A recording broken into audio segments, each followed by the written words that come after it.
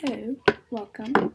So today I actually have nowhere to go or nothing to do, but I really wanted to make a video and I had one in mind and I found it so much easier to talk when I'm doing something else. So I'm going to be getting ready for literally just sitting at home and staring at the ceiling. So yeah, that's what we're going to get ready for. First, I don't know, maybe I should do a tutorial. Maybe that'll be fun while I talk about this. But anyway, what the video is essentially about is my most anticipated books for the rest of the year, because I feel like summer is usually a time when a lot of books come out.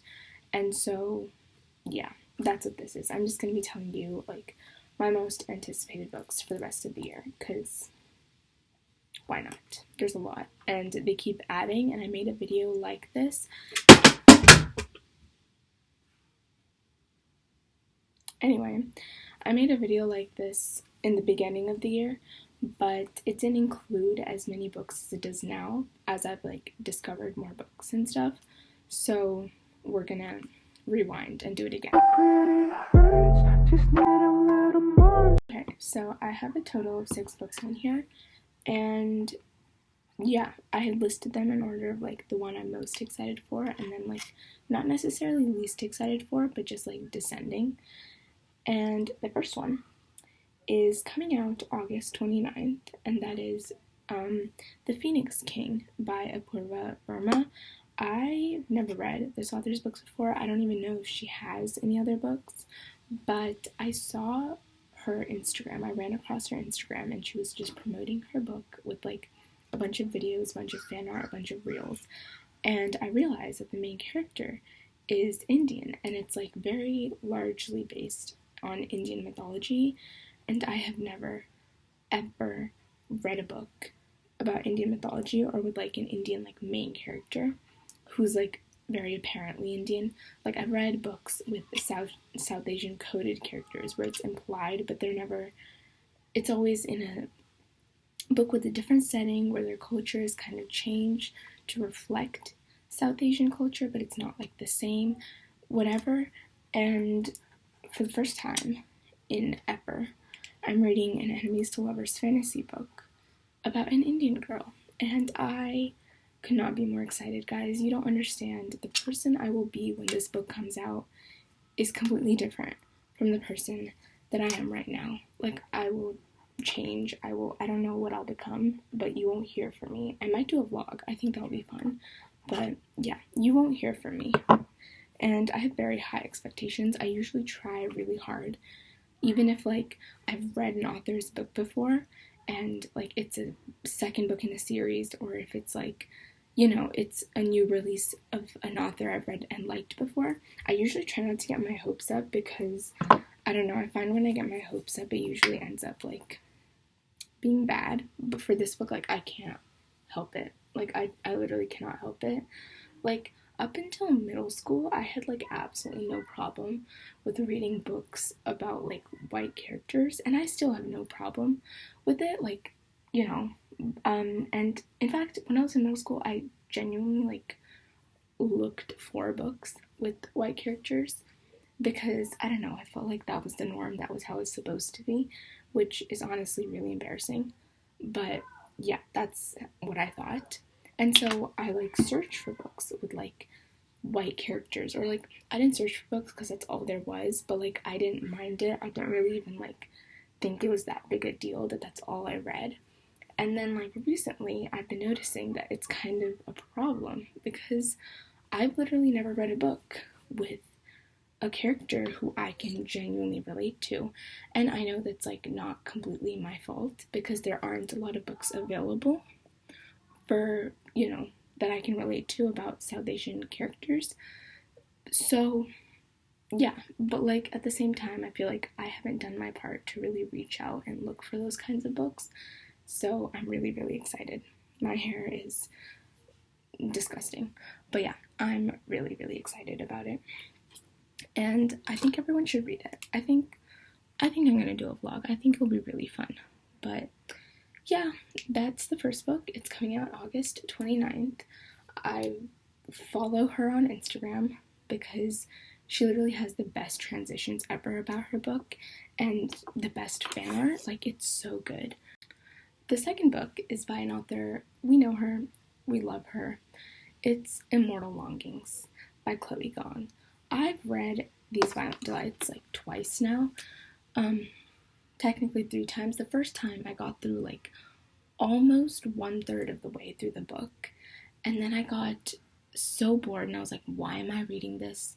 Like, it was very, very slow for me when I was in that mood. But once I got past that point, the second time around reading it, it went by so fast, and I like finished the second book in like a day, I think. After that, it took me a while to get through the first half of the first book, but then after that, like, nobody could stop me. It's so good. But essentially, she's releasing her first, like, her adult debut novel. That's too much. Her first new adult debut, called Immortal Longings. No idea what it's about, and honestly, I don't even know why I didn't search it up. I just know it's gonna be good, because I love her writing, and I feel like it's very, like, she's written YA books so far, and I love her YA books, but at the same time, I really want to see, like, what she could do with new adult, because her writing style is just so, it's so good. I love it. It's so submersive, and her romances, what, like, I wouldn't do to be in her books. But anyway, that's the second book. It's coming out July 18th, so pretty soon. I don't know when this video will be out, but it's currently July 4th. So if you live in America, happy July 4th, guys. And then the third book is by Chloe Gong, and it's the sequel in her new series, or her relatively new series. It's called Foul Heart Huntsman, and it's in her Foul Lady Fortune series. And I honestly, like, maybe I feel like the second and third on this list could, like, be pretty interchangeable, because the thing is, like, I love all her books. I've loved all her books that she's written recently, but also, like, Foul Lady Fortune was not my favorite. I had really high hopes for it, because I love that, not the fake dating trope necessarily, but, like, the idea that, like, these spies had to pretend to get married, whatever. Like, I found that so intriguing, and I love Rosalind because she's demisexual, and people need more demisexual representation. But also, it wasn't my favorite book in the whole world. Like, I liked it. I read it really, really fast, but I didn't love it. So I'm excited for that book. It's just, I'm really excited to see where her new adult series is going. But anyway, Foul Heart Huntsman is coming out September 26th. Then we have A Curse for True Love by Stephanie Garber, and that is coming out October 24th, which is a little later in the year. It's not in the summer, but still, like, I read Caraval a while ago, like the first book, thought it was okay, didn't really care enough to finish the series, and then so many people were talking about, what do you call it? Once Upon a Broken Heart, and that series, and I was like, I don't know, this doesn't seem like a series for me. And then, like, a book talker, someone that I, like, trusted with my recommendations, read it and was like, it's so good. So I was like, okay, I feel like I'm gonna like this, because I basically loved everything that they've ever recommended to me. So I was like, okay, I think I'm gonna love this. But then I felt like I needed to finish Caraval. So I spent hours of my life reading the Caraval trilogy, finishing it, only to discover that, like, by the time I finished it, I was so burnt out from reading that series that I no longer wanted to read Once Upon a Broken Heart, which is the entire reason why I started reading that series in the first place, which is pretty bad. So then I ended up not reading Once Upon a Broken Heart. I was, like, so tired, and I was like, I don't think I'm ever going to read this. And then I put it aside, and I put it off, and then finally one day I was just like, you know what, I'm going to read it. And it took me a while to get into the first book, because it's interesting, but then it slows down at parts, and then I just didn't have any motivation to continue. Also, I'm literally getting ready for absolutely no reason, and I'm trying out like weird things. Like, my eyes look insane. But anyway, and then I finally did end up reading Once Upon a Broken Heart, and that series is so good. I will fight anyone who says otherwise for the rest of my life. It's so, like, addictive and fun, and I love Jax. Like, usually Jax is not the kind of character that I enjoy reading about. He's, like, kind of the anti-hero, and I know the whole hype around, like, the villain character, the morally gray character, and I love morally gray characters, but I don't like the romanticized morally gray characters, and that's pretty much what Jax is. So I was like pretty surprised when I ended up like really liking him. But yeah, anyway, that book is coming out. I didn't even mention that's the third book in the series. I read the first two. That book is coming out October 24th. I did mention that. Now we have I don't have a sharpener. Anyway, now we have the fifth book, which is also kind of a spin-off series. It's not a spin-off book exactly, but it's a spin-off series. No, sorry, it is a spin-off book, but it's not a sequel book. It's a sequel series, kind of. And that is The Brothers Hawthorne by Jennifer Lynn Barnes. She is the author of The Inheritance Games, which was really, really popular a while. I think it is still popular. It's just the hype has like died down a little. But yeah, it's coming out August 29th, and I don't really know much about it except that it is about Grayson and Jameson, which are the middle two brothers in the Hawthorne family, and that's pretty much all I know and all I need in that book.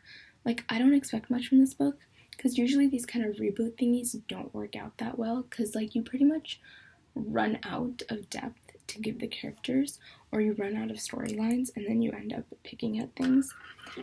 So I don't have many hopes for it, but I'm still excited, and all I want in this series is for Grayson to finally be happy. Like, that's all I want. I love Grayson, and people always think I don't like Grayson because I ship Jameson and Avery, but I love Grayson. Like, I love Grayson. I honestly like him better than Jameson, just not with Avery. I feel like for Avery, like, he doesn't make sense for her.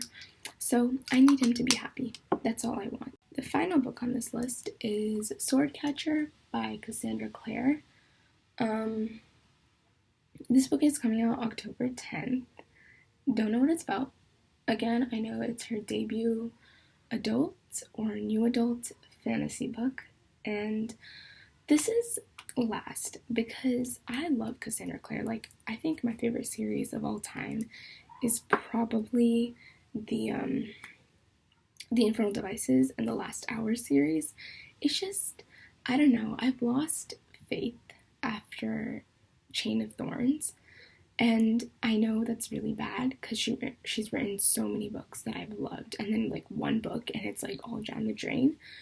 I don't know what it is. It's just I'm not that drawn to her writing anymore. I don't know if I've outgrown it or if it's just gotten really, or if I'm just going through a phase. I don't know, but I'm still really excited. I'm still definitely gonna read it probably the day it comes out, but I'm not as excited for it as the rest of her books. Like, I think it's also because in my head, she's always gonna be like the YA author that like got me kind of into reading. And I tell people that Percy Jackson got me into reading, which it kind of did, but even during the point where I was reading Percy Jackson, I never really wanted to like read anything else, or I never really reached out to any other books. And then Curiosities came along, and even then I was like so hyper-fixed on that book and that series that I never wanted to read anything else. And then Mortal Instruments was like the series that like made me realize like, oh, you know, I love this genre. I love young adult books, and I want to read more young adult books. So I think in my head, she's just going to be like a young adult author, and I don't know, maybe I've outgrown her writing. I still love the Infernal Devices. I still cry every time I read that series, but yeah, I'm still very excited. Like, don't get me wrong, I'm not excited for it. It's just I feel like there are more books that I'm ready for than this one. But anyway, that's it. That's all 6 books, and my face is done. I look literally the same. I literally still look like I don't know, I've been through some shit. But anyway, yeah, that's the video. That is all 6 books that I just hit something. That's all 6 books that I am anticipating for the rest of the year. And I think there might be more. I'm gonna pick up more along the way. Like, we all know that. But those are what I have so far.